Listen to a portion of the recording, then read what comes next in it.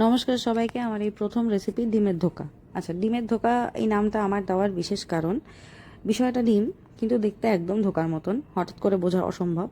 যাই হোক, প্রসেসটা আমি অবশ্যই ক্যাপশনে মেনশন করে দেবো। ডিম ফেটিয়ে তার মধ্যে কিছু মশলা দিয়ে সেটাকে ভাপাতে হবে। আমি অ্যালুমিনিয়াম ফয়েল দিয়ে ভাপিয়েছি, আপনাদের যদি টিফিন বক্সের ঢাকা থাকে তাহলে সেটা দিয়ে ভাপাবেন অবশ্যই। তার সাথে মশলার মধ্যে আমি ভাজা পেঁয়াজ, টমেটো আর কাঁচা লঙ্কা, রসুন, I'm not going to use any kind of ginger over here. এটা পেস্ট করে তেলের মধ্যে জিরে, পুরো মশলাটা, তার সাথে সমস্ত গুঁড়ো মশলা রান্নাঘরে যত যা অ্যাভেলেবেল আছে ইনক্লুডিং গরম মশলা দিয়ে আমরা কষাবো। মাথা রাখবেন আমি এখানে আদা ইউজ করিনি। Meanwhile will check the eggs.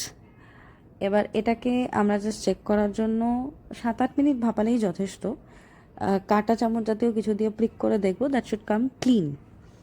একবার সেটা হয়ে গেলে সেটাকে আমরা কেটে, আচ্ছা মশলাটা কিন্তু খুব ভালোভাবে কষাতে হবে। যাই হোক, ডিমে আসি। ডিমটা প্লিজ চেহারায় যাবেন না, কারণ কোয়ান্টিটি খুব কম ছিল, দুজনের জন্য বানিয়েছিলাম। কোয়ান্টিটি বেশি হলে অবভিয়াসলি অন্য হবে। পিসেসেও যাবেন না, কারণ যে মুহূর্তে এটা তেলে ডিপ ফ্রাই হবে পিসেস ডাবল আপ হয়ে যাবে। এটা গ্রেভির মধ্যে দিয়ে কিছুক্ষণ কষিয়ে নিয়ে, এটার মেন টুইস্ট, ঘি গরম করে তাতে হিং দেব, আলাদা করে ঘি গরম করে তাতে হিং দিয়ে সেটার তড়কা আমরা দেব। তৈরি আমার ডিমের ধোকা। অবশ্যই ট্রাই করে দেখে জানাবো।